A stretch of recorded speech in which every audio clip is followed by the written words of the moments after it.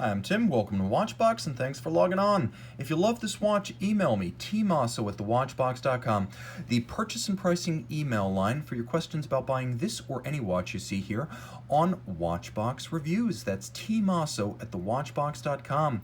And today we are discussing a lovely model launched in 2015 at Basel World. This is the Rolex Oyster Perpetual Yacht-Master, often known as the Yacht-Master Oysterflex, 40 millimeters by 11.5 millimeters thick, 48.2 millimeters from lug to lug, with a 20 millimeter spacing between the lugs. The watch features the Oysterflex bracelet, and it is a bracelet. We'll talk about why that is in a moment.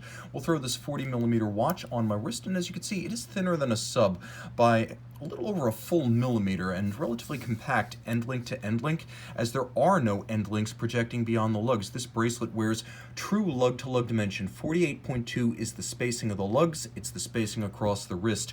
The watch, not being overly broad or overly thick, works well as a dress watch, especially on a smaller wrist.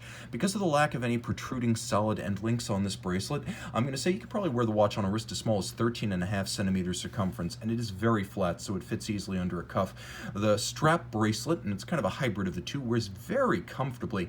I prefer it to the feel of a Rolex bracelet, in fact. Now let's take a quick look. You can see that Rolex sweated the details, as I like to say, creating a close coupled sort of garage within the lugs for the strap, so there's very little daylight showing between strap and case flank for an integrated look. There's a spline down the center that gives some of the look of a Rolex Oyster bracelet, and you can see in profile it tapers nicely to diminish as it moves away from the lugs, but swell to better match their volume as you get closer to the case. Oysterflex is the name, not a nickname, and you can see there's a bellows system on the bottom that serves two purposes. Since there's only a few sizes, I think there are about half a dozen of these Oysterflex sizes, to help get a perfect fit, this bellows system helps to cinch down and create a little bit of a spring-like retaining effect on the wrist. It also helps to ventilate the wrist on a hot day, which is ideal for a sports watch. Now you can see there's a little bit more adjustability built into the clasp, as you have some divots that have been drilled, 3 divots with little tracks leading in. So with the strap tool, you can change the anchoring point of the bracelet inside the clasp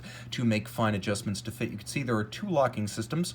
There is one which is a lift lock with a beak and a hook internally, and that snaps shut, and actually you can't pull it open without lifting the release trigger. So you have 2 locks, 1, 2. Now because there are several different sizes, you want to get the Oysterflex size right. It is a metal band that runs all the way from one side to the other. It's a titanium alloy internally, which means you can't cut it. So you want to get the adjustment in the clasp and the sizing of the bracelet correct before you commit. The case is beautiful. Not a super case. You can see it has lovely tapered lugs, full high polish, compound curves on the side. It's rather evocative of a Daytona case, right down to the somewhat flatted underside of the lugs. Handsome in profile, sinuous, graceful. This is the way all Rolex sports watch cases used to be. Triplock crown, as you can see, in gold, with a large center dot flanked by 2 smaller dots. If this were platinum, it would be large flanking and small center. You have an 18 karat rose gold, or I should really say red gold, for it is Rolex Everose, a high platinum content 5N red gold that's designed not to fade over time.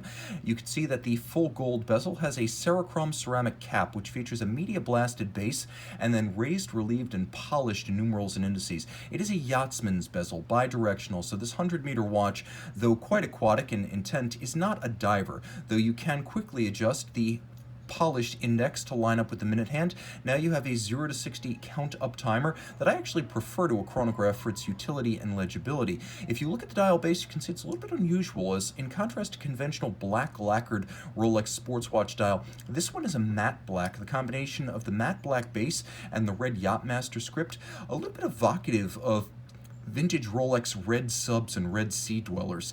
And you can see that all of the indices are large rose gold. There are a set of rose gold hands at center, and a lovely combination of silver, red, and of course gilt rose printing on this dial. Cyclops eye magnifier inside the case, Rolex manufacturer caliber 3135, 31 jewels, automatic winding, bidirectional for smooth action and no wobble. 48-hour power reserve, beating away at 28,800 vibrations per hour or 8 beats per second. It features stop seconds as well as a quick set date, and for resilience, the watch features a full balance bridge and a free-sprung index to help resist shock, while it includes a handmade overcoil hairspring, Breguet overcoil, and multi-position adjustment to help the watch earn a COSC chronometer certification. Rolex then takes that certified movement and adjusts it beyond, such that the cased-up watch will run -2 + 2 seconds per day. That is the basis for Rolex's superlative chronometer claim. Now, the watch does feature a Cerachrom blue alloy to that overcoil, so the watch is water resistant, highly shock resistant, and thanks to the niobium zirconium alloy of the hairspring, also highly anti-magnetic. The Yacht-Master doing it all. Email tmosso at thewatchbox.com for purchase and pricing details regarding this Cerachrom insert full red gold Oysterflex bracelet Rolex Yacht-Master. The Rolex Yacht-Master Rose Gold Oysterflex Blue Chromalight Rolex Lume by Night. They even make their own lume.